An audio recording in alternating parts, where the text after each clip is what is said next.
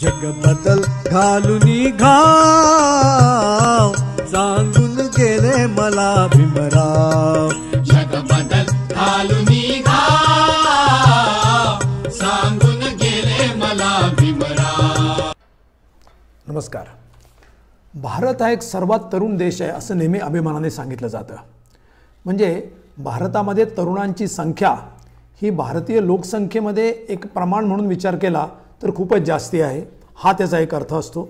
दुसरा अर्थ असा असतो की जगामध्ये जी काही तरुणांची एकूण संख्या आहे त्याच्यामध्ये सगळ्यात जास्त तरुणांची संख्या ही भारतामध्ये आहे, याही अर्थाने हे सांगितलं जातं. तरुणांची संख्या जेवढी जास्ती त्या प्रमाणामध्ये ऊर्जा जास्ती, त्याचप्रमाणे आकांक्षा जास्ती, त्याचप्रमाणे काहीतरी करण्याची उमेद जास्ती आणि त्यामुळे अर्थातच असा देश किंवा असं राष्ट्र हे प्रगतीपथावरती आहे, भरभराटीच्या दिशेला आहे असं स्वाभाविकपणे वाटू शकतं. मुख्य समस्या ही आहे की भारतातले तरुण नेमके आज कसे जगता आहेत याचा विचार आपण करणार का नाही. आता तरुणांसमोरचा जर सगळ्यात महत्त्वाचा आणि कुठला प्रश्न असेल तर तो आहे रोजगाराचा. आता भारतामधला बेरोजगारीचा दर काय आहे हे आपण थोडंसं आकडेवारीने तपासून बघूया. आता या ठिकाणी एक स्पष्टीकरण आवश्यक आहे. जेव्हा मी रोजगार हा शब्द या ठिकाणी वापरतो तेव्हा तो शब्द नोकरी या अर्थाने वापरत नाही.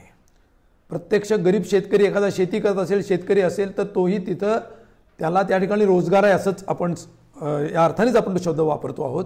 म्हणजे इकॉनॉमिक ऑक्युपेशन ज्याला म्हणतो, ज्यातून त्याला काही उत्पन्न होतं, जगण्याचं साधन प्राप्त होतं, असा कुठलाही व्यवसाय त्याला आपण रोजगार अशा व्यापक एका नावाने ओळखतो आहोत. जर आपण सर्वसाधारण भारताचा विचार केला म्हणजे सर्व वयोगट आणि संपूर्ण भारत, स्त्री पुरुष सर्व मिळून, तर भारताचा बेरोजगारीचा दर आज 7.31% इतका आहे. हा दर कसा काढला जातो तर काम करण्यायोग्य जी लोकसंख्या आहे ती लोकसंख्या विचारात घेतली जाते. त्याच्यामध्ये काम करायला इच्छुक असलेले जे कोण लोक असतील ते विचारात घेतले जातात आणि मग त्यांच्यामधल्या किती लोकांना रोजगार आहे आणि किती लोकांना रोजगार नाही हे पाहून बेरोजगारीचा राष्ट्रीय किंवा त्या विभागानुसार दर हा काढला जातो. भारताचा हा दर 7.31 येतो. आता याच्यामध्ये या 7.31 मध्ये जर आपण वयोगटानुसार विभागणी केली तर तरुणांचं नेमकं काय होत आहे, तरुणांची स्थिती काय आहे याचा आपल्याला अंदाज येईल. आता आपण 20 ते 29 हा वयोगट विचारात घेऊ. 20 ते 29 हा वयोगट असा आहे की ज्या वयोगटामध्ये तरुण हे वयामध्ये आलेले आहेत, त्यांचं शिक्षण हे पूर्ण झालेलं आहे किंवा पूर्ण होऊन एक 5-6 वर्ष झालेली आहेत, हा तो वयोगट आहे. या वयोगटामध्ये जे बेरोजगारीचं प्रमाण आहे ते बेरोजगारीचं प्रमाण सर्वसाधारण म्हणजे स्त्री पुरुष ग्रामीण शहरी सगळे मिळून जर विचार केला तर ते 27% इतकं येतं. म्हणजे 20 ते 29 वयोगटातले भारतातले 27% तरुण हे बेरोजगार आहेत. त्याच्यामध्ये जर आपण पुरुषांचा विचार केला तर पुरुषांच्या बेरोजगारीचा दर हा 23% येतो आणि स्त्रियांच्या बेरोजगारीचा दर 20 ते 29 वयोगटामध्ये हा 56% इतका येतो. ही अत्यंत भीषण आणि चिंतनीय अशी बाब आहे. ही गोष्ट एका बाजूला दिसत असताना आपल्याला दुसऱ्या बाजूला असं दिसतं की भारतातलं उच्च शिक्षण घेण्याचं प्रमाण हे वाढत चाललेलं आहे. म्हणजे शिक्षणाचं प्रमाण वाढतं आहे. प्राथमिक शिक्षण घेणारे तर 100% जवळजवळ आपण दर अचीव केलेला आहे. माध्यमिक शिक्षण घेणाऱ्यांचं प्रमाण वाढते आणि आता उच्च शिक्षण घेणाऱ्याचा जर आपण वयोगट विचारात घेतला की जो वयोगट 17 ते 23 हा वयोगट साधारण उच्च शिक्षण घेणाऱ्यांचा समजला जातो आणि त्या वयोगटामध्ये जी लोकसंख्या आहे त्याच्यामधले किती तरुण हे प्रत्यक्ष उच्च शिक्षणामध्ये आहेत याचा विचार करून उच्च शिक्षण घेणाऱ्यांचं प्रमाण त्या देशाचं काढलं जातं. जर आपण भारतातलं हे उच्च शिक्षण घेणाऱ्याचं प्रमाण काढलं तर ते 2017च्या आकडेवारीनुसार 27% आहे आणि आज जर आपण पाहिलं तर ते 1-2% भर त्याच्यामध्ये पडलेली असणं शक्य आहे. याची तुलना जर आपण जागतिक पातळीवरती केली तर आपल्याला असं दिसून येईल की जगामधल्या विविध देशांमध्ये हे प्रमाण साधारणपणे 50% ते 75% आढळतं आणि जागतिक सरासरी ही 51% येते. आता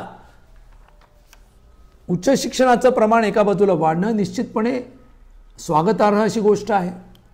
ते प्रमाण स्त्रियांमध्येही वाढते, ही तितकीच स्वागतार्ह गोष्ट आहे.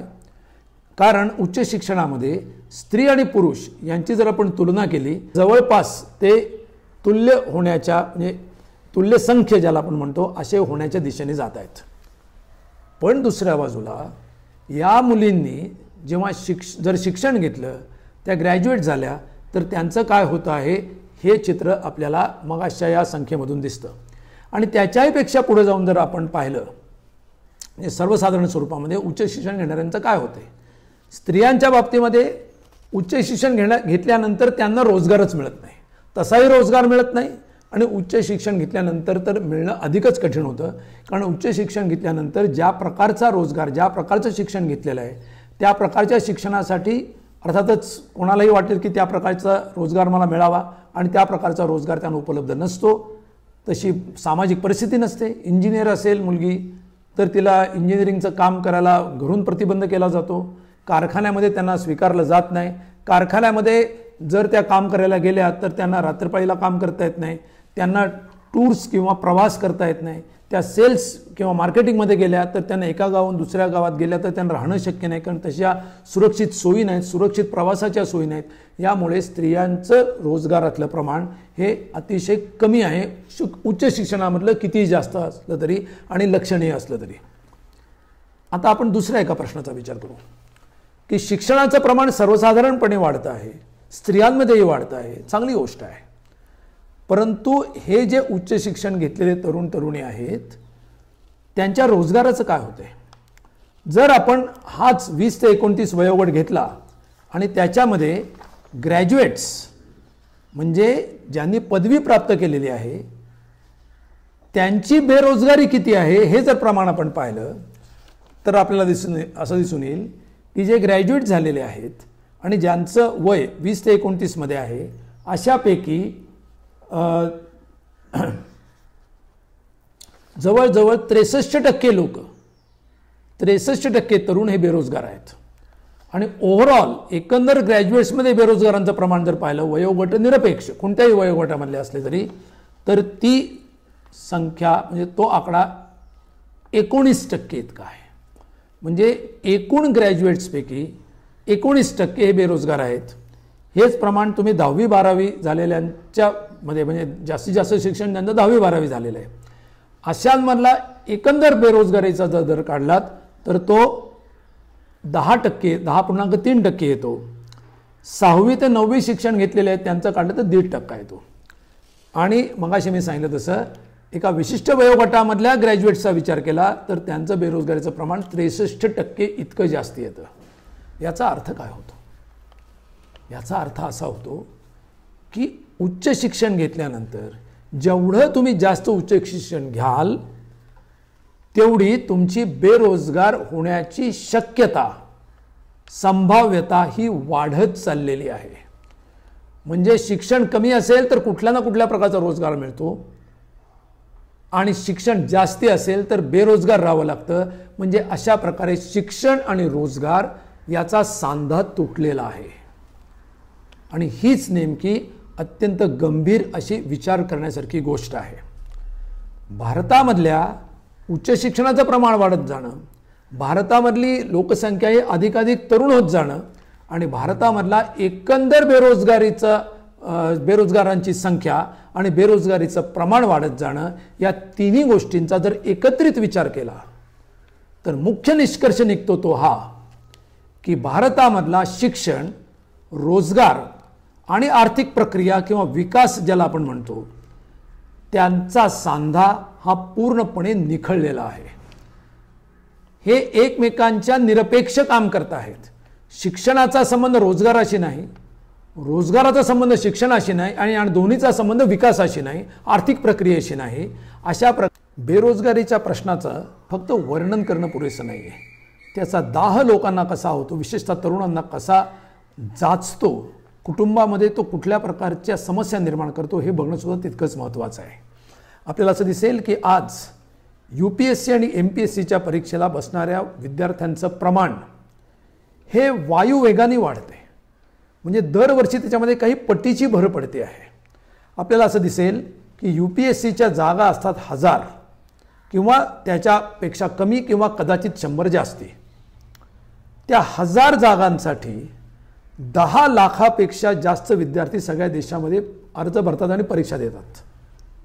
म्हणजे आता जर प्रपोर्शन आपण काढलं तर 1000 तरुणांच्या मागे एक जण त्याच्यात निवडला जातो. म्हणजे 999 मुलं मुली जेव्हा या परीक्षेसाठी या पदासाठी लायक नाहीत असं सिद्ध होतं तेव्हा एक लायक आहे सिद्ध झालेलं असतं. या परीक्षेच्या तयारीसाठी बहुतेक मुलं, काही अगदी नॉन सिरियस असतील ती सोडून द्या, परंतु बहुतेक मुलं मुली ही आयुष्याची 2 ते 3 वर्ष खर्च करतात. सगळीच मुलं ही ती परीक्षा उत्तीर्ण व्हायला किंवा त्या पदावरती जायला नालायक असतात असं कोणीच म्हणू शकणार नाही. मग या परीक्षेसाठी इतक्या मोठ्या संख्येने इतके विद्यार्थी बसत असताना त्यांच्या आयुष्यातली 2-3 वर्ष केवळ परीक्षेसाठी खर्च करतात. 1-1 लाख 2-2 लाख रुपयाच्या फिया या UPSC MPSCच्या क्लासेससाठी देतात. त्याच वेळेला उच्च शिक्षण घेतही असतात, कदाचित त्यांनी पूर्णही केलेलं असतं. ते एकतर बाजूला पडतं, त्याचा अभ्यास बाजूला पडतो किंवा ते चक्क वायासुद्धा जातं, विसरलं जातं, त्याचा संदर्भच हरवला जातो. हे सर्व त्या व्यक्तीच्या, त्या तरुणाच्या फक्त वैयक्तिक जीवनात घडत असतं असं नव्हे, तर त्याच्या कौटुंबिक जीवनामध्ये सुद्धा त्याच्यामुळे खूप मोठे उत्पात घडत असतात. आपल्याला माहिती आहे की त्याच्यासाठी गरीब शेतकऱ्यांची मुलं त्यांच्या जमिनी गहाण ठेवतात, त्यांच्यासाठी कधी कधी जमिनी विकतात. आणि हे सर्व केल्यानंतर जर पाठीवरती एक कुबड घेऊन आयुष्यभर जगायचं असेल की मी यासाठी 3 अटेम्प्ट्स करून सुद्धा लायक ठरलो नाही. आणि अटेम्प्टचं प्रमाण सुद्धा कसं आहे हे लक्षात घेण्यासारखं आहे. या अटेम्प्ट्समध्ये आपल्याला असं दिसेल की प्रिलिम द्यायची, नंतर मेन्स द्यायची, नंतर इंटरव्ह्यू द्यायचा. आणि इंटरव्ह्यूमध्ये समजा पहिल्या 2 प्रिलिममध्ये पास झाला, मेन्समध्ये पास झाला आणि इंटरव्ह्यूमध्ये जर नापास झाला म्हणजे सिलेक्ट होऊ शकला नाही तर त्याने पुन्हा प्रिलिम द्यायची. म्हणजे याचा अर्थ जर 5व्या 6व्या 7व्या पायरीवरनं पडला तर त्यांनी पुन्हा पहिल्या पायरीवरती यायचं. अशा प्रकारची सगळी योजना आहे. याच्यामधून स्पर्धा परीक्षा हे जे त्याला नाव दिलेलं आहे ते सार्थ ठरत नसून याच्यामधून याला लॉटरी परीक्षा असं नाव देणं कदाचित योग्य ठरेल. या स्पर्धा परीक्षांच्या मध्ये जो तरुणांचा वेळ, जी ऊर्जा, जी आकांक्षा, जी मनाची उभारी चुलीमध्ये जळून खाक केल्यासारखी होते आहे, ती आपल्या बेरोजगारीच्या समस्येचं एक दर्शन आहे. लक्षात घ्या. माझा आक्षेप फक्त MPSC UPSCच्या परीक्षांवरती नाही, तर ती मुख्य समस्या नसून ते एका समस्येचं लक्षण आहे हे लक्षात घेण्याचा या ठिकाणी मुद्दा आहे. मग का असं होतंय? म्हणजे या सगळ्यामधून आपल्याला एका मूळ मुद्द्याकडे जाणं आवश्यक आहे. आणि तो मूळ मुद्दा म्हणजे असा की बेरोजगारीचं प्रमाण एवढं का वाढतं आहे या एका विश्लेषणाच्या मुद्द्याकडे आता आपण जाणं भाग आहे. त्यामुळे आता आपण बेरोजगारीच्या समस्येचं विश्लेषण हे करूया. बेरोजगारीची समस्या ही आर्थिक, सामाजिक आणि राजकीय समस्या सुद्धा आहे. ती केवळ वैयक्तिक नाही, ती केवळ एका व्यक्तीच्या लायक किंवा नालायकीमुळे निर्माण झालेली नाही. आणि म्हणून त्याचं उत्तर शोधण्याची जबाबदारी ही त्या व्यक्तीची नाही. तू स्पर्धा परीक्षेमध्ये अधिक तयारी कर म्हणजे बेरोजगारी दूर होईल हा भ्रम आहे. बेरोजगारी दूर होण्यासाठी आर्थिक, सामाजिक आणि राजकीय उपाय करण्याची गरज आहे. त्याच्याशिवाय बेरोजगारी दूर होऊ शकणार नाही. आणि म्हणून स्पर्धा परीक्षेचं पॅराशूट हे जरी बेरोजगार तरुणांनी घेण्याचा प्रयत्न केला तरी ते हजारापैकी एकाचंच पॅराशूट उघडणार आहे. हे लक्षात घेऊन आपल्याला बेरोजगारीच्या समस्येचा व्यापक पातळीवरती सामाजिक, राजकीय आणि आर्थिक असा सगळ्या बाजूंनी विचार करणं आवश्यक आहे. आणि म्हणून त्यातला पहिला मुद्दा जो मी आपल्याला सांगितला तो असा की शिक्षण, रोजगार आणि आर्थिक प्रक्रिया म्हणजेच विकास यांचा तुटलेला सांधा हा जुळवणं हेच या बेरोजगारीच्या समस्येचं मुख्य उत्तर आहे. तो सांधा तुटलेला कसा आहे हे आता आपण समजावून घेऊया. आता बेरोजगारीची कारणं ज्याला आपण म्हणतो त्याच्यामध्ये आपण जाऊ. सगळ्यात पहिल्यांदा आपल्याला असं दिसेल की आपण ग्रामीण भागामध्ये जर गेलो तर शेती हा भारतातला मुख्य व्यवसाय होता. स्वातंत्र्य जेव्हा मिळालं तेव्हा भारतामध्ये 73% लोक शेती व्यवसायामध्ये काम करत होते आणि त्याच्यामधून सुमारे 35% इतकं राष्ट्रीय उत्पन्न हे आपल्याला मिळत होतं. म्हणजे राष्ट्रीय उत्पन्नामधला शेतीचा वाटा 35% होता आणि रोजगार ज्याला म्हणतो ऑक्युपेशन या अर्थाने पाहिलं तर तो 73% होता. आता हे अत्यंत स्वाभाविक गोष्ट आहे की शेतीमध्ये 73% लोकांची गरज नाही, कारण ब्रिटिश जेव्हा आले तेव्हा भारतामध्ये शेती करणाऱ्यांचं प्रमाण फक्त 50% होतं. उरलेले 50% हे म्हणजे मॅन्युफॅक्चरिंग ज्याला म्हणतो वस्तू उत्पादन किंवा सेवा याच्यामध्ये होते. ब्रिटिश आल्यानंतर इथले स्थानिक उद्योग नष्ट झाले, नवीन रोजगार अल्प प्रमाणात निर्माण झाला आणि त्या सगळ्याचा परिणाम असा झाला की दुसऱ्या व्यवसायामध्ये म्हणजे ते वस्तू उत्पादन असेल किंवा सेवा असतील यांच्यामध्ये असणारे लोक हे शेतीमध्ये ढकलले गेले.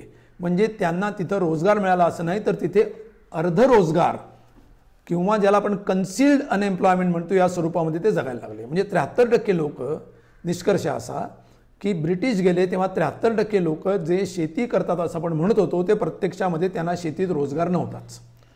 तर शेतीमध्ये जे 73% लोक होते ते स्वातंत्र्य मिळाल्यानंतर विकासाच्या प्रक्रियेमध्ये त्यातून बाहेर पडून ते मोठ्या संख्येने हे उद्योग आणि व्यवसायांमध्ये म्हणजे सेवा क्षेत्रामध्ये जाणं आवश्यक होतं. परंतु तसं झालं का? तसं झालं नाही. लक्षात घ्या, अर्थव्यवस्थेची 3 क्षेत्र कल्पली जातात गृढ अर्थानं आणि ढोबळमानानं. एक म्हणजे शेती, दुसरं म्हणजे मॅन्युफॅक्चरिंग म्हणजे वस्तू उत्पादन आणि तिसरं म्हणजे सेवा क्षेत्र. आता शेतीमध्ये अर्थातच ज्याला आपण म्हणतो आता मासेमारी, फॉरेस्ट हे सगळं आपण शेतीमध्येच घेतो. शेती म्हणजे प्रायमरी सेक्टर अशा अर्थानं त्याचा समावेश पहिल्या याच्यामध्ये करतो. आता आजचं जर आपण हे प्रमाण पाहिलं तर आपल्याला असं दिसेल की 44% लोक हे शेतीमध्ये आहेत. म्हणजे त्यांना शेतीमध्ये कुठल्या ना कुठल्या प्रकारचं काम आहे असं समजलं जातं. ते प्रत्यक्षात आहे की नाही हा अतिशय विवादाचा प्रश्न आहे. परंतु राष्ट्रीय उत्पन्नामधला शेतीमधून येणारा वाटा हा फक्त 14% आहे. म्हणजेच याचा अर्थ पुन्हा एकदा आपण जर थोडा हिशेब लावून पाहिलं तर स्वातंत्र्य मिळालं तेव्हा 73% लोक शेतीमध्ये होते, आज 44% लोक आहेत. स्वातंत्र्य मिळालं तेव्हा 35% राष्ट्रीय उत्पादनाचा वाटा शेतीमध्ये होता, आज तो 14% आहे. याचा अर्थ शेती क्षेत्रामधून जे उत्पन्न मिळतं त्याचा वाटा निम्म्यापेक्षा खाली गेला आहे राष्ट्रीय उत्पादनातला वाटा म्हणून विचार केला तर. प्रत्यक्ष उत्पादन किती वाढलेलं असू दे परंतु हिस्सा म्हणून विचार केला तर. परंतु रोजगाराचं जर प्रमाण पाहिलं तर 73%वरून ते निम्मसुद्धा झालेलं नाही, ते 44% आहे. म्हणजेच याचा अर्थ असा की शेतीमध्ये आज ज्यांना पूर्णपणाने रोजगार नाही असे लोक मोठ्या संख्येने आहेत. म्हणजे आपल्या इथे फक्त ओपन अनएम्प्लॉयमेंट नाही तर कन्सिल्ड अनएम्प्लॉयमेंटची सुद्धा समस्या शिल्लक आहे. हा पहिला मुद्दा. याच कारणामुळे शेतीमधून बाहेर पडणाऱ्यांचं प्रमाणात मोठं आहे आणि ते स्वाभाविक आहे. कारण शेतीमध्ये कोणाचंही पोट भरणं किंवा त्याला एक इकॉनॉमिकली फ्रुटफुल ऑक्युपेशन ज्याला म्हणतो असा शेती राहिलेला नाही. त्याची इतरही अनेक कारणं आहेत. भारतीय शेती जागतिक शेतीशी ज्या पद्धतीने जोडली जाते ते एक कारण आहे. ज्या पद्धतीनं शेतीविषयक धोरणं आखली जात आहेत, शेतीमालाच्या भावाचा प्रश्न आहे त्याविषयीची धोरणं आहेत, तो एक भाग आहे. असे इतर अनेक कारणं आहेत, कर्जबाजारीपणा आहे वगैरे. इरिगेशन नसणं हे एक महत्त्वाचं कारण आहे, पण त्या सगळ्यामध्ये मी आता जात नाही. या सगळ्याचा निष्कर्ष असा आहे की शेती ही परवडण्याजोगी नाही, तशीही तिथं अर्धबेरोजगारी आहे. त्याच्यामधून शेतीमधून लोकांना बाहेर पडायचं आहे. कुठलाही तरुण आज स्वतः मी शेतकरी हे सांगायला तयार नाही, परंतु तो शेतीमधून बाहेर पडतोय. There is Exodus. तो उच्च शिक्षण घेतो आहे, भले कर्ज काढून उच्च शिक्षण घेतो आहे, त्याला शेतीमधून काही करून बाहेर पडायचं आहे, परंतु बाहेर रोजगार नाही. म्हणजे शेतीत नाही आणि बाहेरही नाही अशी जी मधली अवस्था आहे त्या मधल्या लटकत्या अवस्थेमध्ये या देशातला तरुण हा लटकतो आहे. आणि ती या देशातली बेरोजगारीच्या कारणांची एक अत्यंत गंभीर अशी गंभीर समस्या आहे आणि ते त्याचं एक मुख्य कारणसुद्धा आहे. यामुळे ग्रामीण भागातून शहरी भागाकडे लोकांचं स्थलांतर होते, परंतु तिथं त्यांना रोजगार मिळत नाही. श्वेतरोजगाराची मागणी आहे. त्याच्यासाठी लोक MPSC UPSC अनेक प्रकारच्या स्पर्धा परीक्षांमध्ये जात आहेत, उड्या टाकत आहेत, पैसे देत आहेत. प्रसंगी आपल्याला असे दिसतंय आता हे सगळे परीक्षांमध्ये जी लाचखोरी सगळी चाललेली आहे तो सगळा याचाच परिणाम आहे. आणि हे या समस्येचं म्हणजे शेती क्षेत्रातलं अरिष्ट आणि शेतीचा न झालेला विकास आणि ग्रामीण भागामध्ये शेतीशी निगडीत अन्न उद्योगामध्ये संबंधित उद्योगामध्ये उपलब्ध नसलेला रोजगार, हे म्हणजे तिथली आर्थिक प्रक्रिया ठप्प होणं ग्रामीण भागातली, हे बेरोजगारीचं एक प्रमुख कारण आहे. हे आपण लक्षात ठेवलं पाहिजे. म्हणजे ग्रामीण भागात रोजगार नाही आणि शहरी भागातल्या दुसऱ्या पिढीला सुद्धा रोजगार नाही. त्यामुळे बेरोजगारीची समस्या ही अतिशय तीव्र आणि मोठ्या प्रमाणात आपल्याला जाणवते आहे. आता नेमकं शिक्षणाची याच्यामधली भूमिका काय असावी आणि त्याचा रोजगाराशी संबंध कसा जोडला जाऊ शकतो याची आपण थोडीशी आता चर्चा करू. शिक्षण म्हणजे केवळ लोकांना साक्षर करणं नव्हे. शिक्षण आणि देशाची एकंदर आर्थिक प्रक्रिया यांचा एक जैव सांधा असणं अत्यंत आवश्यक आहे. म्हणजे देशाच्या विकासाच्या गरजा काय आहेत, त्याच्यामध्ये रोजगाराच्या कोणत्या प्रकारच्या संधी किंवा आवश्यकता आहेत, रिक्वायरमेंट्स आहेत, आणि तिसऱ्या बाजूला त्यासाठी आवश्यक असलेले इनपुट्स हे शिक्षणामधून कसे मिळू शकतील, हा तो सांधा जोडण्याचा एक भाग आहे. परंतु देशामध्ये गेली अनेक वर्ष ज्या पद्धतीच्या प्रक्रिया चालू आहेत त्याच्यामधून आपल्याला दोन गोष्टी अत्यंत स्पष्टपणाने दिसतात. एक गोष्ट अशी दिसते की शिक्षणाची प्रक्रिया आपण बाजारावरती सोडून दिलेली आहे. म्हणजेच शिक्षणाचं बाजारीकरण सुरू झालेलं आहे. शिक्षणामध्ये सरकारने कमीत कमी गुंतवणूक करावी, किंबहुना करूच नव्हे. प्राध्यापकांच्या जागा अनुदानित शाळा कॉलेजामधल्या रिकाम्या झाल्या तर त्या भरू नयेत आणि ते वर्ग किंवा जी काही शिक्षणामध्ये स्वाभाविक नैसर्गिक वाढ केवळ विद्यार्थी संख्या वाढल्यामुळे होत असेल ती विनाअनुदानित अशा प्रकारचे शिक्षण वर्ग सुरू करून भरून काढावी असं हे धोरण आहे. मग ते विशेषतः व्यावसायिक शिक्षण जर असेल, म्हणजे वैद्यकीय शिक्षण असेल किंवा अभियांत्रिकीचं शिक्षण असेल, तर ते अगदी सरसकटपणे हे खाजगी शिक्षण सम्राटांच्या हातात सोपवावं असं सुद्धा सरकारला मान्य आहे. आणि तेच धोरण गेली काही दशकं राबवलं जात आहे आणि अलीकडच्या काळात तर त्याला फारच मोठं उदाहरण आलेलं आहे. या सगळ्यामधून परिणाम असा झाला आहे की कोणत्या प्रकारचं शिक्षण द्यायचं याचा निर्णय, त्याची गरज आहे का, याचा प्रत्यक्ष जीवनाची विशेषतः विकासाच्या प्रक्रियेशी असलेला संबंध हा जाणीवपूर्वक तोडला गेलेला आहे. आणि त्याच्यामधून जे बाजारामध्ये जास्त नफा देईल, जे शिक्षण विकल्यामुळे अधिक फी खरं म्हणजे देणग्या मिळू शकतील, त्या शिक्षण संस्था काढाव्यात, ते शिक्षण वर्ग काढावेत असं धोरण शिक्षणामध्ये घेतलं गेलं. त्यामधून आपल्याला असं दिसेल की देशामध्ये इंजिनिअरिंगच्या शिक्षणाचा एक प्रचंड मोठा असा उद्रेकच झालेला आहे.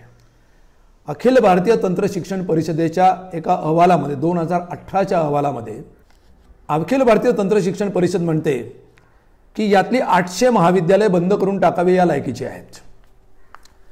एक एम्प्लॉयर्सच्या ऑर्गनायझेशनने केलेला अहवाल आपल्याला असं दाखवतो की भारतामध्ये जे इंजिनिअरिंगमधून जे ग्रॅज्युएट्स पास होतात त्याच्यापैकी किती टक्के ग्रॅज्युएट्स हे प्रत्यक्षामध्ये नोकरी करण्यायोग्य असतात, तर त्यांच्या मताप्रमाणे अशा प्रकारे इंजिनियर म्हणून ज्यांना नोकरी देता येईल, इंजिनियर म्हणून जे काम करायला पात्र आहेत त्यांची संख्या ही प्रत्यक्षामध्ये 8 ते 10% अधिक नाही. म्हणजेच याचा अर्थ शिक्षणाच्या खाजगीकरणामुळे शिक्षणाचा पोत बदलला आहे, शिक्षणाची पातळी खाली गेलेली आहे आणि दुसऱ्या बाजूला जनतेच्या सर्वसामान्यांच्या खिशातले शेकडो कोटी रुपये या शिक्षणामध्ये अक्षरशः उधळले जात आहेत आणि ते शिक्षण सम्राटांच्या खिशात जात आहेत. हा शिक्षण विकासातला एक भाग झाला. दुसऱ्या बाजूला ज्या अनुदानित संस्था आहेत, अनुदानित विद्यापीठे आहेत, अनुदानित महाविद्यालय आहेत, त्याच्यामध्ये शिक्षकांच्या जागा प्रचंड मोठ्या प्रमाणामध्ये रिकाम्या आहेत. त्यामध्ये जिथे आवश्यक आहे तिथे शिक्षक नाहीत, शिक्षकेतर कर्मचारी नाहीत. जिल्हा परिषदेच्या शाळांमध्ये तर शिपाई हे पदच जणू काही संपुष्टात आलेलं आहे. त्याच्यामुळे कुठलीही प्रत्यक्ष क्लासरूममधली ॲक्टिव्हिटी, शिक्षणाचा व्यवहारसुद्धा, वर्गसुद्धा हे योग्य पद्धतीने चालू शकत नाहीत. शैक्षणिक वातावरणाला पूर्णपणे काळिमा लागलेला आहे. शिक्षकांच्या बाजूने जर पाहिलं तर एका बाजूला शिक्षकांची संख्या कमी आणि जे शिक्षक आहेत त्यांच्या गुणवत्तेबद्दल अतिशय मोठं प्रश्नचिन्ह निर्माण झालेलं आहे. गुणवत्ता याचा अर्थ त्यांचं असलेलं मोटिवेशन, शिक्षणामध्ये असलेली प्रेरणा, शिक्षणामध्ये असलेला रस, याला फार मोठ्या प्रमाणात गळती लागलेली आहे. याच्यामध्ये फार मोठ्या प्रमाणात शंकास्पद अशी परिस्थिती निर्माण झालेली आहे. खरं म्हणजे धोकादायक परिस्थिती निर्माण झालेली आहे असं म्हणलं तरी ते चुकीचं ठरणार नाही. तीच गोष्ट महाविद्यालयांच्या बाबतीत आहे, तीच गोष्ट विद्यापीठांच्या बाबतीमध्ये आहे. पुरेसा निधी, पुरेसा अनुदान न दिल्यामुळे प्रत्यक्षामध्ये ही महाविद्यालयं ही त्यांचं उद्दिष्ट पार पाडत नाहीत. त्याच्यामुळे शिक्षणाचा दर्जा हा अतिशय म्हणजे धोकादायक पद्धतीने खाली आलेला आहे. म्हणजे एका बाजूला शिक्षणाचं प्रमाण म्हणजे क्वांटिटेटिव्ह एक्सपान्शन आहे आणि क्वालिटेटिव्ह डिजनरेशन आहे. त्याची दोन कारणं आहेत. एका बाजूला खाजगीकरण, त्याच्यातली नफेखोरी, व्यापारीकरण, आणि दुसऱ्या बाजूला अनुदानित शिक्षण संस्थांचा सरकारने पद्धतशीरपणे दाबलेला गळा आणि त्याचबरोबर शिक्षक आणि प्राध्यापक यांच्या बाजूनी स्पष्टपणाने दिसत असलेलं अत्यंत बेजबाबदारपणाचं, कुठल्याही प्रेरणेचा अभाव असलेलं वर्तन, हे तीन घटक आपल्याला शिक्षण क्षेत्रामध्ये आज दिसत आहेत. त्याच्यामुळे शिक्षणाचा दर्जा आणि शिक्षणाचा एक सामाजिक उपयोग या बाबतीमध्ये अतिशय चिंताजनक, चिंतनीय अशी परिस्थिती निर्माण झालेली आहे. दुसऱ्या बाजूला आपण कौशल्य या अर्थाने जर शिक्षणाचा विचार केला तर भारतातली परिस्थिती तर अधिकच चिंताजनक असल्याचं आपल्याला दिसतं. भारतामधून दरवर्षी साधारण 80 लाख पदवीधर हे तयार होतात. परंतु त्या 80 लाख पदवीधरांपैकी दरवर्षी फक्त 8 लाख इतकेच व्यावसायिक पदवीधर असतात. म्हणजे ज्याला आपण इंजिनिअरिंग, मेडिकल, त्यांचा दर्जा काय असतो याच्याबद्दल आपण मागाशी बोललेलो आहेच. परंतु तो जरी स्कंदभर बाजूला ठेवला तरी ज्यांना व्यावसायिक पदवीधर म्हणता येईल अशांची संख्या ही फक्त 8 लाख आहे. आता हे BA BCom हे जे तयार होत आहेत, काही प्रमाणात BSc सुद्धा, हे जे तयार होत आहेत त्यांच्याकडे डिग्री आहे परंतु प्रत्यक्षामध्ये रोजगार प्राप्त करू शकतील अशा प्रकारचं कुठलंही कौशल्य त्यांच्यामध्ये विकसित झालेलं नाही. म्हणजे आपल्याला दिसून येईल की शिक्षणामधून कौशल्याचा विकास हा जवळपास होत नसल्यामुळे रोजगाराच्या दृष्टीनं पाहिलं तर या शिक्षणाचा उपयोग हा जवळपास होत नाही असं आपल्याला दिसून येईल. कौशल्याच्या बाबतीमध्ये भारताचं चित्र जागतिक तुलनेमध्ये काय दिसतं ते आता आपण बघूया. आता एक मी आपल्याला आकडेवारी वाचून दाखवणार आहे. कुशल मनुष्यबळ याबाबतची आंतरराष्ट्रीय तुलना. औपचारिक कौशल्य शिक्षण ज्यांचं झालेलं आहे असे औपचारिक कौशल्य शिक्षण प्राप्त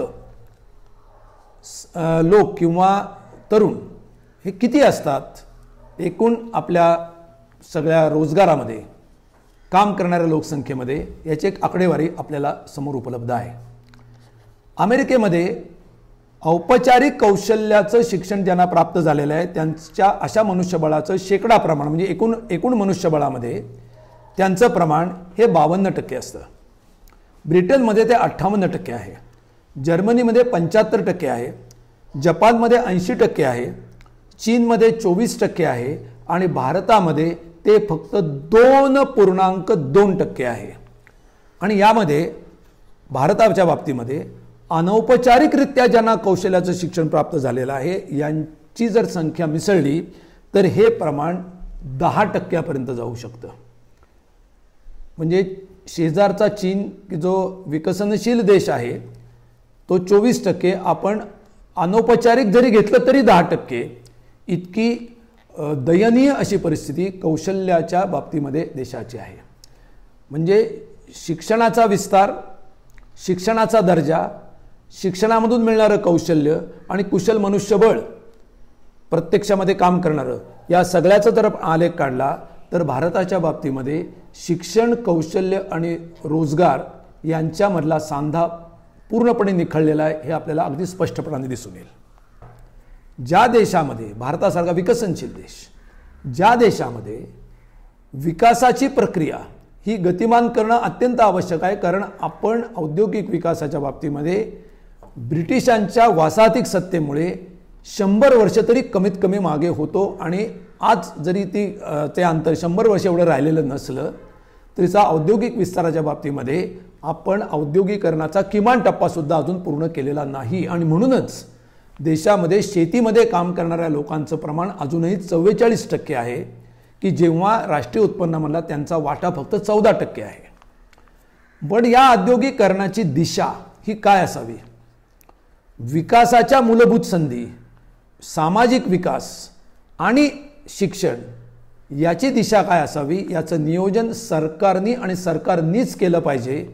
ते बाजारावरती सोडणं हा आत्मघात आहे. एका बाजूला लोकांच्या न भागलेल्या गरजा आणि दुसऱ्या बाजूला प्रचंड बेरोजगारी आणि तिसऱ्या बाजूला सरकारकडे क्षमता असून सुद्धा, देशामध्ये बचतीची शक्यता असून सुद्धा न होणारी गुंतवणूक, अशा त्रिकोणाच्या 3 कोणामध्ये आपला देश हा खरं म्हणजे अडकलेला आहे.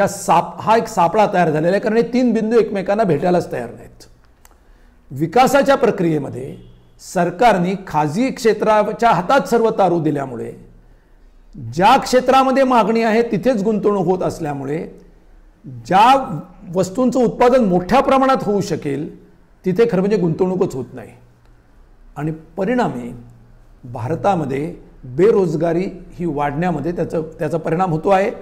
आणि औद्योगिकरणाचा वेग हा अत्यंत मंद असा आहे. याच्यावरती मात करायची असेल तर सरकारने आपली गुंतवणूक निवडक क्षेत्रांमध्ये तरी नियोजित पद्धतीनं वाढवण्याची गरज आहे. सरकार जो काही विकासावरती खर्च करतं त्याच्यामध्ये सुद्धा सरकारचं एक नवीन तत्त्वज्ञान आपल्याला असं दिसतं की त्या तत्त्वज्ञानामधून सरकारने खर्च जो काही केला तो करण्यासाठी सरकारी कर्मचारी मात्र नेमता येणार नाहीत किंवा नेमले जाणार नाहीत.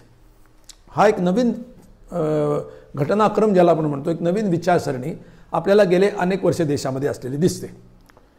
असं सांगितलं जातं किंवा असं मानलं जातं, असा एक भ्रम आहे की देशामध्ये सरकारी कर्मचाऱ्यांचं प्रमाण प्रचंड जास्ती आहे आणि त्याच्यामुळे भारतामध्ये मोठ्या प्रमाणात म्हणजे सरकाराचा आकार मोठा झालेला आहे आणि त्याच्यामुळे वित्तीय तूट येते आहे. हा भ्रम किती खोटा आहे हे तर मी आता दाखवणारच आहे. परंतु मुळामध्ये सरकारी कर्मचारी कशाकरता आवश्यक आहेत, कुठे आवश्यक आहेत हे आपण पहिल्यांदा स्थापित केलं पाहिजे. सरकारने जर विकासाची प्रक्रिया ही खरोखर खोलपर्यंत जायची असेल आणि खऱ्या अर्थाने एक आधुनिक देश म्हणून जर उभं राहायचं असेल तर आपल्याला मूलभूत व्यवस्था, देशातल्या मूलभूत विकासाच्या किंवा एकंदर आर्थिक व्यवस्था या पक्क्या करणं, त्याचा पाया मजबूत करणं आवश्यक आहे. त्याच्यासाठी सरकारची प्रशासन क्षमता मजबूत होण्याची गरज आहे. आता आपण एक साधं उदाहरण घेऊ, शहरीकरणाचं उदाहरण घेऊ आपण. तर शहरीकरणामध्ये मोठ्या प्रमाणात पाणी पुरवठा योजना कराव्या लागतात. ग्रामीण भागात सुद्धा शेतीसाठी किंवा पिण्याच्या पाण्यासाठी कराव्या लागतात. सांडपाण्याच्या व्यवस्था कराव्या लागतात. शहरं नियोजित पद्धतीनं ती वाढावी लागतात, नाहीतर तिथं फक्त झोपडपट्टीच वाढू शकते किंवा गलिच्छ वस्त्या वाढू शकतात. या सगळ्यासाठी लागतं एक प्रभावी अशा प्रकारचं नियोजन, प्रशासन आणि नियंत्रण. सरकार एक वेळ काही प्रमाणात का विना पण त्यासाठी खर्च करेल. मी आता उदाहरणच घ्यावं की सरकारने नगर नियोजनासाठी खूप कायदे केले, परंतु नगर नियोजनामध्ये प्रत्यक्षामध्ये त्या पद्धतीने इमारती बांधल्या जात आहेत का, त्या पद्धतीने रस्ते सोडले जात आहेत का, कचऱ्याचं व्यवस्थापन त्या पद्धतीनं केलं जात आहे का जे अपेक्षित आहे शहरी जीवनामध्ये, ते बघण्यासाठी पुरेसा कर्मचारी वर्ग आवश्यक आहे. हे फक्त एक उदाहरण आहे, पण तो कर्मचारी वर्गच नेमलेला नसतो, कारण आम्हाला कर्मचारी जास्ती झालेले आहेत अशा प्रकारचे भ्रम कोणतरी आमच्या डोक्यात टाकलेला आहे. त्याचा परिणाम असा झालेला आहे की आम्ही घोड्यावरती खर्च करतो आहोत, परंतु नालावरती खर्च करता येणार नाही, म्हणून तो घोडा न वापरता हा उधळला गेला किंवा कार्यहीन पद्धतीनं बसून राहिला तरी आम्हाला त्याची फिकीर नाही, अशी आज सरकारची अवस्था झालेली आहे. आणि या दृष्टीनं आपण आजच्या आता मी आपल्यासमोर एक टेबल, एक सूची मांडणार आहे की सरकारी कर्मचारी हे खरोखर भारतामध्ये किती आहेत, इतर देशामध्ये किती आहेत. आता एक मी आपल्याला टेबल वाचून दाखवतो. या सरकारी कर्मचाऱ्यांच्या मध्ये मी सरकारी क्षेत्रातले म्हणजे पब्लिक सेक्टरमधले सुद्धा कर्मचारी घेतलेले आहेत. खरं म्हणजे ते घ्यायला नाही पाहिजेत, परंतु तरी सुद्धा आंतरराष्ट्रीय तुलना आपण करतो आहोत ती समघटकांचीच व्हावी, त्याच्यामध्ये विसंगती असू नये म्हणून मी सरकारी क्षेत्र म्हणजे उदाहरणार्थ सरकारचा एखादा कारखाना असेल, अगदी बँका असतील, विमा असेल, यामधल्या सरकारच्या कंपन्या किंवा संस्था असतील त्याच्यातला सुद्धा कर्मचारी वर्ग या सरकारी क्षेत्रातल्या कर्मचाऱ्यामध्ये घेतो आहे आणि तसेच आंतरराष्ट्रीय पातळीवरती घेऊन त्याची तुलना करतो आहे. आता ही आकडेवारी बघा. आता आपण प्रमाण काढतो आहोत. 1,00,000 लोकसंख्येमागे असणारं सरकारी कर्मचाऱ्यांचं प्रमाण. Norway 15,900, Sweden 13,800, France 11,400, Brazil 11,100, America 7,700, चीन 5,700 आणि भारत 1,662. चीन वगळता हे सर्व देश भांडवलदारी विचाराचे आणि भांडवलदारी अर्थव्यवस्था असलेले आहेत. याच्याबद्दल कोणाच्याही मनात शंका असण्याचं कारण नाही. मग त्यांच्या देशामध्ये हे सरकारी कर्मचारी त्यांनी एकतर फुकटचे नेमलेले आहेत, म्हणजे काही कारण असताना नेमलेले आहेत असं तरी म्हणावं लागेल, किंवा त्याचं निश्चित काहीतरी कारण आहे, ते काहीतरी कार्य करतायत आणि भारतात ते आपण गमावतो आहोत असा निष्कर्ष तरी काढावा लागेल. भारतामध्ये प्रमाण इतकं कमी आहे याची काही आपल्याला ठळक घडणारी दर्शनं मी आपल्याला फक्त सांगतो की भारतामध्ये पोलिसांचं प्रमाण, आता पोलीस हे तर कुठल्याही कारणाने तुम्ही टाळू शकत नाही. भारतामध्ये 1,00,000 लोकसंख्येच्या मागे पोलिसांचं प्रमाण 136 आहे आणि संपूर्ण जगाची सरासरी जरी काढली तरी 250च्या पुढे आहे ती. आणि विशिष्ट विकसित देश जर तुम्ही घेतले तर ती त्याच्यामध्ये कितीतरी 300-350च्या पुढे आपल्याला असलेले दिसेल. म्हणजे भारतामध्ये पोलिसही धड नाहीत. न्यायाधीश, तुम्ही भारतातली संख्या सरकारने जी जाहीर केली 5 ऑगस्ट 2021च्या संसदेतल्या एका उत्तरामध्ये ती 10,00,000 लोकसंख्येमागे भारतामध्ये 21 न्यायाधीश आहेत. आणि तुम्ही जर सगळ्या जगाची सरासरी जरी काढलीत आणि सगळ्या जगातल्या काही विकसित देशांची जरी सरासरी तुम्ही काढलीत तर ती 60च्या पुढे येईल आणि अमेरिकेची तर ती 100 आहे. म्हणजे भारतामध्ये न्यायाधीश नाहीत, पोलीस नाहीत, इतर सरकारी कर्मचारी नाहीत आणि असं असून सुद्धा आपण म्हणतो आहोत भारतामध्ये सरकारी कर्मचाऱ्यांचं प्रमाण जास्त झालेलं आहे की दुसऱ्या बाजूला आपल्याला सरकारी कर्मचारी नसल्यामुळे सरकारी कार्य नीट होऊ शकत नाहीत. तिथे कंत्राटीकरण सुरू आहे, तिथे बाजारीकरण सुरू आहे आणि दुसऱ्या बाजूला सरकारने खर्च केलेले अब्जावधी रुपये केवळ योग्य प्रशासन आणि योग्य नियंत्रण नसल्यामुळे अक्षरशः पाण्यामध्ये किंवा वाऱ्यामध्ये उधळून जात आहेत किंवा भ्रष्टाचारी लोकांच्या खिशामध्ये घशाखाली जात आहेत. हा आहे विकास आणि रोजगार यांचा तुटलेला सांधा. माझं असं म्हणणं नाही की सरकारी क्षेत्रामधला रोजगार यामधून सरकारचा म्हणजे मोठ्या प्रमाणात बेरोजगारी दूर होणार आहे आणि तो मार्ग आहे असे मी मुख्य मार्ग आहे असं म्हणत नाही, परंतु त्यामधून विकासाच्या ज्या संधी निर्माण होतील त्याच्यामधून जो रोजगार वाढेल ती मोठी संधी आपण गमावतो आहोत. हा मुद्दा या ठिकाणी लक्षात घेणं हे अत्यंत महत्त्वाचं आहे. आपला देश बेरोजगारीच्या ज्वालामुखीच्या उंबरठ्यावरती उभा आहे. कशामुळे? सर्व वयोगटातल्या बेरोजगारीचा दर हा 7.31% पोचलेला आहे. जर आपण 20 ते 29 हा वयोगट घेतला तर त्याच्यामध्ये हा दर 27% आहे. जर 20 ते 29 वयोगटातल्या स्त्रियांचाच फक्त विचार केला म्हणजे युवतींचा विचार केला तर या वयोगटातल्या 56% युवती या बेरोजगार आहेत. 23% युवक बेरोजगार आहेत, म्हणजे पुरुष बेरोजगार आहेत. जर सुशिक्षित बेरोजगारीचा विचार केला तर आपल्याला दिसेल की एकूण देशामध्ये जेवढे ग्रॅज्युएट्स आहेत, पदवीधर आहेत, त्यांच्यापैकी 19% हे बेरोजगार आहेत. जर 20 ते 29 हा वयोगट विचारात घेतला तर त्या वयोगटातले 63% पदवीधर हे बेरोजगार आहेत. आणि म्हणूनच मी म्हणतो की भारत हा बेरोजगारीच्या ज्वालामुखीवर उभा आहे. या ज्वालामुखीचा उद्रेक हा अतिशय विपरीत अशा सामाजिक उद्रेकामध्ये रूपांतरित होऊ शकतो. आणि त्याचं दर्शन आपल्याला कधीकधी याच्यापूर्वी झालेलं आहे, होतं आहे, कदाचित याच्यापेक्षा भीषण स्वरूपात ते होऊ शकतं. मग ती एखादी जातीय दंगल असेल, एखादी धार्मिक दंगल असेल, कदाचित सामाजिक गुन्हेगारी असेल, किंवा त्याच्यापेक्षाही अधिक काही सामाजिक विकृतीसुद्धा असतील. हे सर्व जे घडतं आहे याच्या कारणांची चर्चा आपण अधिक खोलात जाऊन केलेली आहे आणि करू शकतो. परंतु मुख्य मुद्दा आहे देशातल्या शिक्षणाचा विस्तार, शिक्षणाचा दर्जा, कौशल्याचा विस्तार, रोजगार आणि विकास यांचा तुटलेला सांधा. थोडक्यात सांगायचं तर शिक्षण, रोजगार आणि विकास यांचा सांधा पूर्णपणे तुटलेला आहे. आणि त्या सगळ्याची जी नौका आहे, त्या सगळ्याचं जे ड्रायव्हिंग व्हील आहे, हे खाजगी क्षेत्राच्या आणि खाजगीकरणाच्या धोरणाच्या हातात गेलेलं आहे. ही बेरोजगारीची समस्या ही जर आपली इच्छा असेल, जर राष्ट्रीय धोरण आखलं तर आपण एका संधीमध्ये त्याचं रूपांतर करू शकतो. म्हणजे बेरोजगारीच्या या समस्येचं रूपांतर जर आपण या संधीमध्ये केलं तर आजपर्यंत देशाचा विकास जो होणं आवश्यक होतं, होऊ शकला असता. ती क्षमता देशामध्ये होती. त्या क्षमतांचा पूर्ण वापर करून आपण एका विकासाच्या नव्या प्रकाश वाटेकडे जाऊ शकतो. ही या तरुणांमध्ये, या बेरोजगारांमध्ये क्षमता आहे. बेरोजगार ही व्यक्तिगत समस्या नाही. बेरोजगारी सामाजिक, आर्थिक आणि राजकीय समस्या आहे. आणि बेरोजगारी हा एक मानव अधिकाराचा भंग आहे.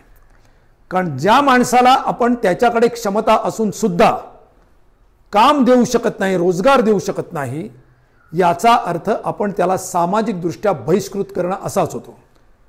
कारण जो मनुष्य उत्पादन करत नाही, जो मनुष्य उत्पादन प्रक्रियेमध्ये भाग घेत नाही, कुठल्याही सेवेमध्ये भाग घेत नाही, तो मनुष्य समाजाचा घटक नसतो, तर तो समाजावरती एक ओझं बनतो. आपण त्याला बनवलेला असतो.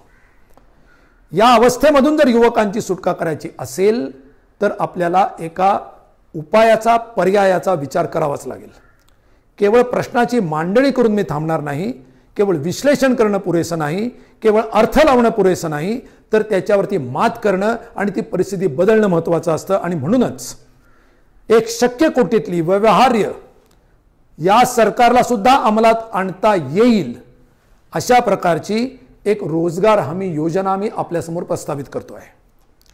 ही रोजगार हमीची योजना शहरी, ग्रामीण या दोन्ही भागांसाठी असेल, स्त्री पुरुष सर्वांसाठी असेल. आणि त्याचबरोबर शिक्षित आणि अशिक्षित अशा दोन्ही प्रकारच्या बेरोजगारांसाठीची ही रोजगार हमीची योजना असेल. सध्याची महात्मा गांधी म्हणजे ज्याला मनरेगा म्हणून ओळखलं जातं, ती रोजगार हमी योजना ही ग्रामीण भागासाठी आणि ती सुद्धा मुख्यतः फिजिकल लेबर ज्याला म्हणलं जातं, शारीरिक श्रमापुरतीच मर्यादित आहे. आता हे भेद शारीरिक आणि बौद्धिक हे असावेत का नसावेत हा एक स्वतंत्र चर्चेचा मुद्दा आहे. ते आज आहे ते गृहीत धरून आपण पुढे जाऊया. या रोजगार हमी योजनेची संपूर्ण जी आखणी आहे, म्हणजे संपूर्ण त्याचं जे संचालन आहे, हे सुरुवात त्याची जी आहे हे केंद्र सरकारकडून होण्याची गरज आहे. आता पहिला प्रश्न असा तयार होतो की किती लोकांसाठी आणि कशा प्रकारची योजना असेल. जर एकंदर आकडेवारीचा विचार केला तर भारतामध्ये आपण पहिल्यांदा सुशिक्षित बेरोजगारीचा विचार करू, म्हणजे संख्येचा विचार करू. सुशिक्षितांमध्ये म्हणजे जे ग्रॅज्युएट्स आहेत, ग्रॅज्युएट आणि जास्तीत जास्त शिक्षण झालेलं आहे, अशा बेरोजगारांची संख्या सर्व वयोगटातल्या ही 1,17,00,000 एवढी आहे. जर अशिक्षित बेरोजगार, जर त्याच्यामध्ये 10वी पेक्षा जास्त शिक्षण घेतलेले परंतु ग्रॅज्युएट नाहीत, असे 10वी आणि ग्रॅज्युएट याच्यामधल्या शिक्षण झालेल्या बेरोजगारांचा जर विचार केला तर त्यांची संख्या 1,75,00,000, म्हणजे दोन्ही मिळून होते 3,94,00,000. आणि म्हणून मी असं प्रस्तावित करतो की सुरुवातीला आपण 2 कोटी लोकांसाठी ही रोजगार हमीची योजना कार्यान्वित करावी.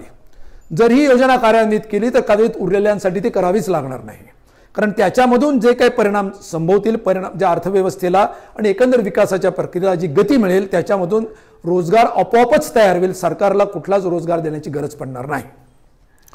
आता 2 कोटी संख्या आपण मनामध्ये धरू की ज्याच्यामध्ये सुशिक्षित अशिक्षित सगळ्या प्रकारचं लेबर करणारे लोक असतील, सगळ्या क्षमता ज्यांच्याकडे आहेत, दोन्ही प्रकारच्या क्षमता असलेले लोक याच्यामध्ये असतील. त्यांना काम काय द्यायचं?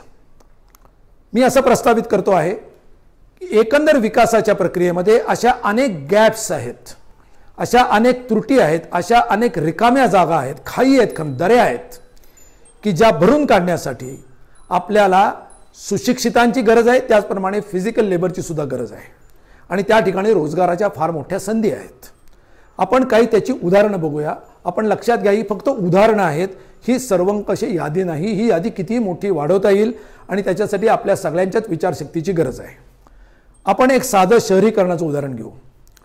आज शहरीकरणामध्ये ज्या नागरी सुविधा आपण म्हणतो त्या नागरी सुविधा एक कोसळण्याच्या बेतामध्ये काही शहरांमध्ये आलेल्या आहेत. याची जी अनेक कारणं आहेत, त्यामध्ये शहरांमध्ये झालेली गर्दी, गृहनिर्माण, जमिनीची कमतरता हे सगळं आहेच. परंतु त्याच्यामधलं एक प्रमुख कारण जे आहे ते प्रमुख कारण आहे घनकचरा व्यवस्थापन. या कचऱ्याचं करायचं काय ही एक फार मोठी समस्या आहे आणि त्याच्यामध्ये अर्थात उपायही तांत्रिकदृष्ट्या उपलब्ध आहेत. त्यामध्ये सगळ्यात महत्त्वाचा भाग आहे तो जनशिक्षणाचा. हा घनकचरा अशा पद्धतीनं एका व्यवस्थेमध्ये आणला जाईल की ज्याच्यामध्ये त्याचं पुनर्भरण करणं, त्याचं पुनर्प्रक्रिया करणं हे शक्य होईल. याच्यासाठी जी गरज आहे ती सुशिक्षितांची. जे जनशिक्षण करू शकतील, ते तांत्रिक पर्याय काढू शकतील, जे तांत्रिक पर्याय निघतील त्याची अंमलबजावणी करून घेऊ शकतील, त्याचं पर्यवेक्षण करतील, त्याच्यावरती लोकांवरती सुद्धा एक जनशिक्षण करून मग गरज पडली तर त्यांच्या वरती शिक्षेच्या कारवाईपासून सुद्धा करू शकतील. अशा प्रकारच्या सगळ्याच प्रकारच्या म्हणजे तांत्रिक असेल, इंजिनिअरिंग असेल, पर्यवेक्षण असेल, सर्वेक्षण असेल किंवा प्रत्यक्ष फिजिकल लेबर असेल, या सगळ्या प्रकारच्या प्रचंड मोठ्या रोजगाराची गरज, त्या रोजगाराची शक्यता तिथं आहे. एक ग्रामीण भागामध्ये आपण गेलो तर शेतीचा विध्वंस सुरू आहे, जमिनीचा विध्वंस सुरू आहे, पर्यावरणाचा विध्वंस सुरू आहे. जर आपण नदीचं पुनर्भरण आणि शेती क्षेत्रामध्ये शेतकऱ्यांची जी वाताहत होती आहे ती थांबवणे 2 उद्दिष्ट जर ठेवली तर त्याच्यामध्ये रोजगाराच्या प्रचंड मोठ्या संधी आहेत. ज्याप्रमाणे मेडिकल सोशल वर्कर असतात, जो आपल्याला अनुभव माहिती आहे की उदाहरणार्थ अंगणवाडी आशा, अर्थात अंगणवाडी या मेडिकल सोशल वर्कर नव्हेत, त्या सामाजिक किंवा शैक्षणिक सोशल वर्कर आहेत, बाल संगोपनातल्या सोशल वर्कर आहेत. त्यांच्या मार्फत किंवा आशांच्या मार्फत देशामध्ये आपले जे सोशल इंडिकेटर्स आहेत, सामाजिक निर्देशांक किती सुधारले आपण बघतो. त्याची दखल आंतरराष्ट्रीय पातळीवरती घेतली गेलेली आहे.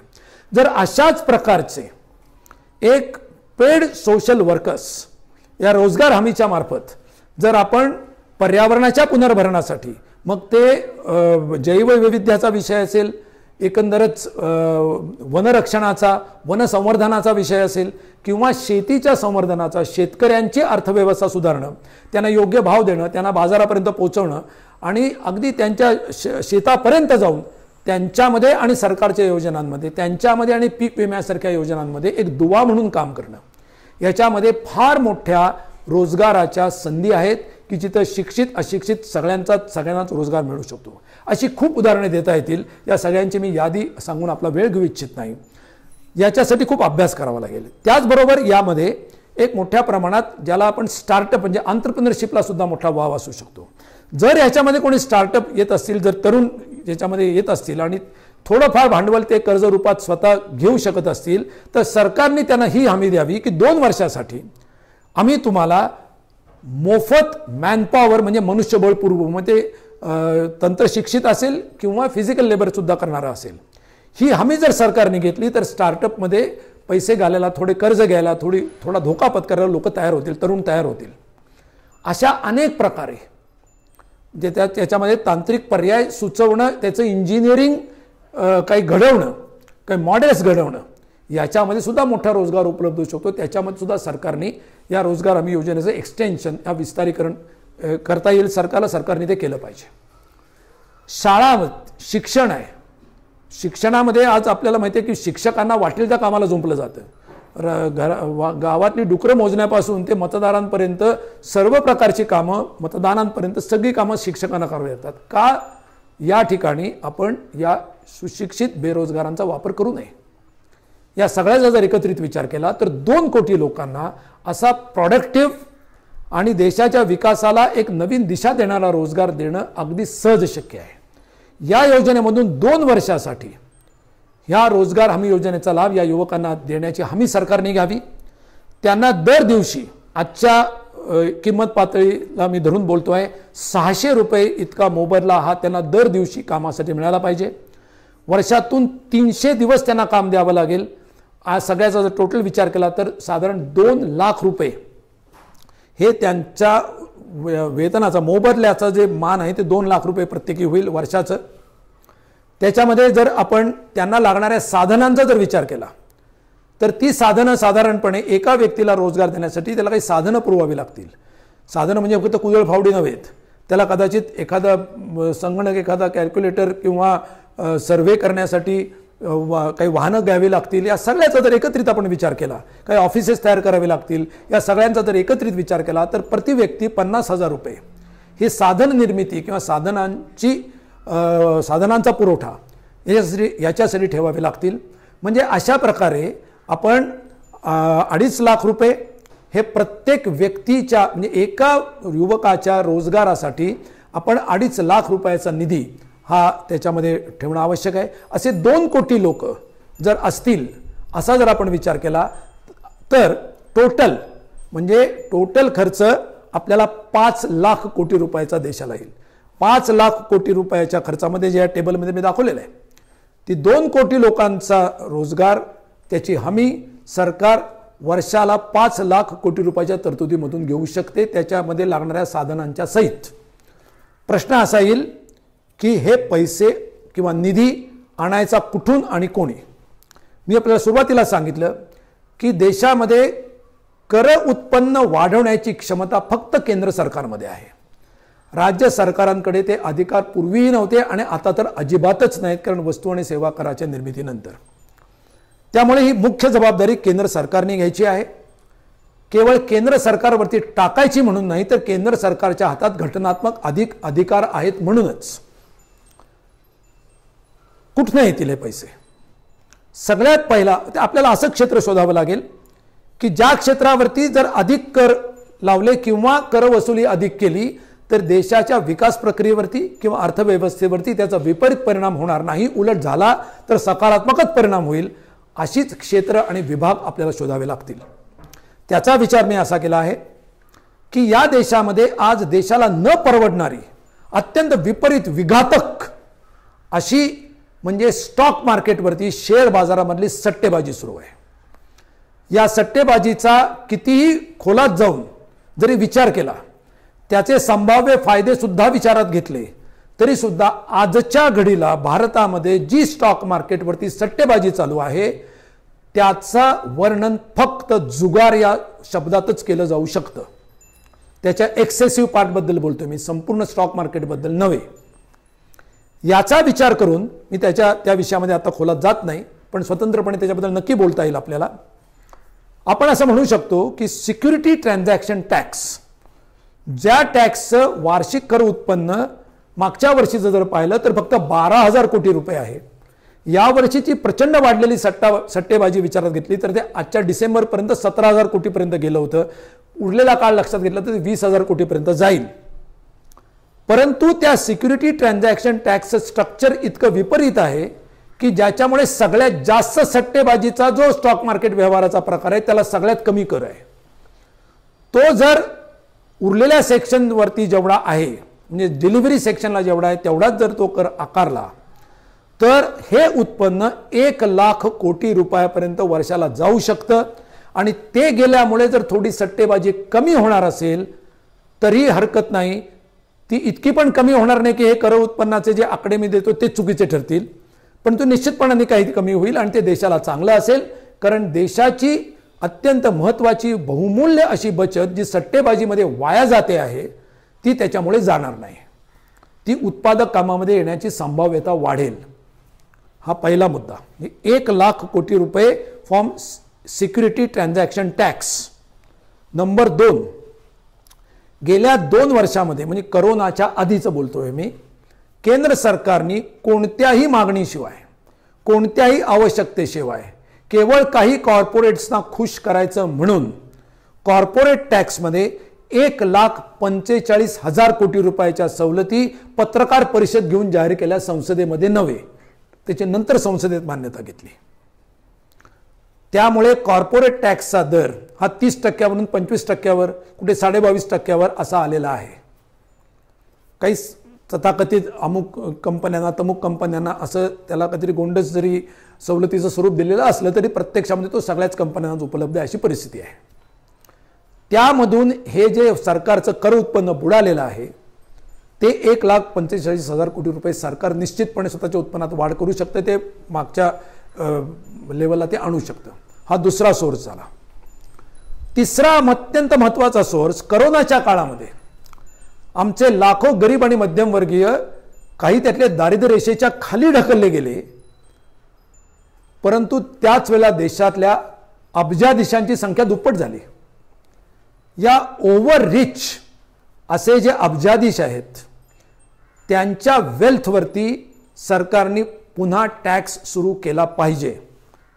म्हणजेच 5 वर्षापूर्वी जनतेचं कल्याण करू, सबका साथ सबका विकास म्हणत अब्जाधीशांचा कळवळा येऊन जो वेल्थ टॅक्स रद्द केला होता या देशातला, तो निदान या सेक्शन पुरता तरी जर पुन्हा सुरू केला तर त्याच्यामधून अतिशय सहजरित्या सरकारला 1,00,000 कोटी रुपयाचं उत्पन्न होऊ शकतं.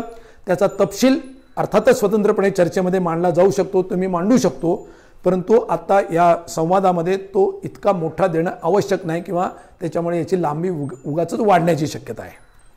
1,00,000 कोटी रुपये तिथून येऊ शकतात.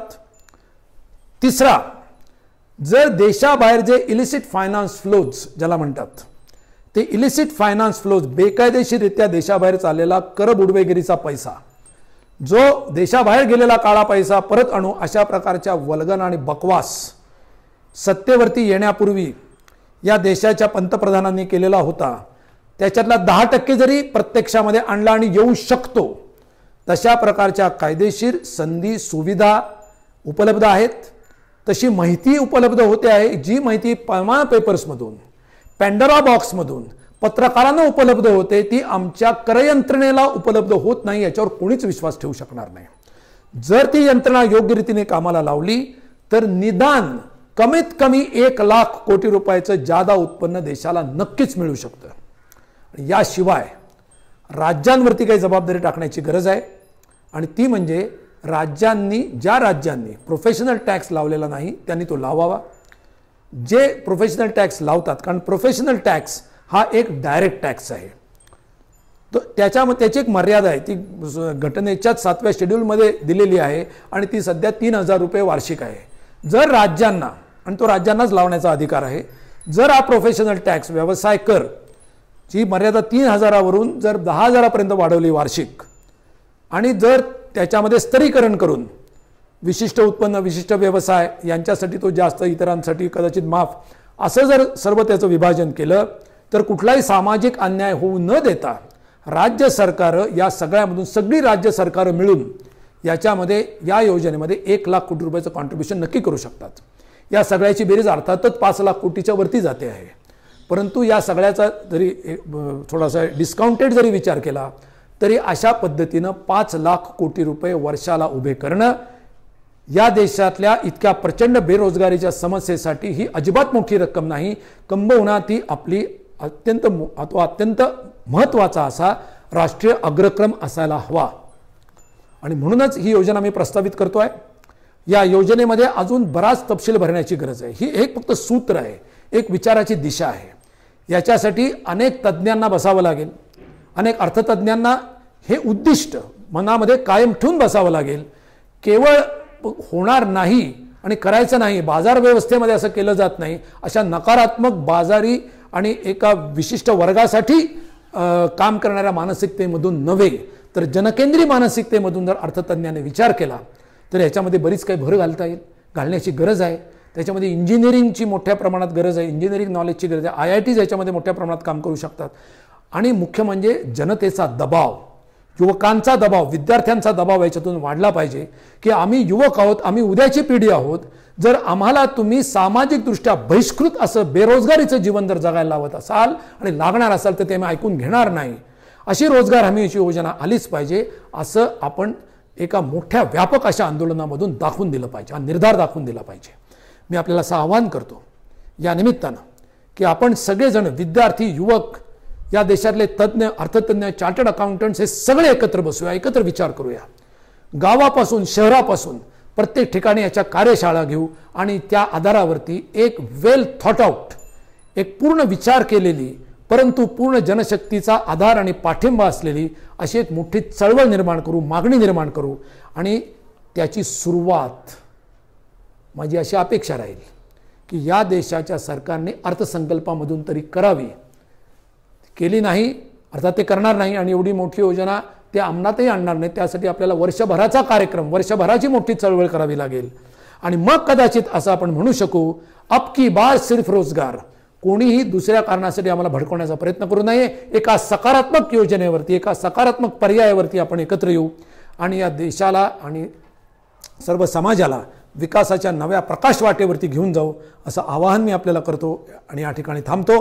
हे जे चॅनेल आहे त्याच्यासाठी आपण जरूर सबस्क्राईब करा, सबस्क्राईबचं बटन दाबा, नोटिफिकेशनचाही आयकॉनवरती क्लिक करा आणि आपला संवाद आपण असा चालू ठेवू असं आवाहन मी आपल्याला करतो आणि थांबतो. नमस्कार, धन्यवाद.